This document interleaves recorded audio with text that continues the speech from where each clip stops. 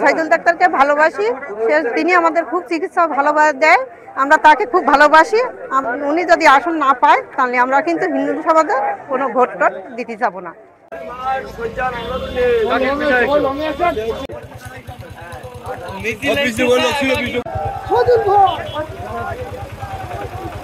আসন্ন জাতীয় সংসদ নির্বাচনে মনোনয়ন বঞ্চিত শহীদুল ভাই, অনতি বিলম্বে শহীদুল ভাইয়ের মনোনয়ন আমরা চাই। 23টা ইউনিয়নের হিন্দু বৈদ্য এক কথা হয়েছি আজ শহীদুল আলমের মনোনয়নের দাবিতে। আমরা শহীদুল আলমের মনোনয়ন চাই। কাজীর মনোনয়ন বাতিল করে হিন্দুদের যদি মনোনয়ন না দেওয়া হয় কোনো হিন্দু ভোট দিতে যাবে না।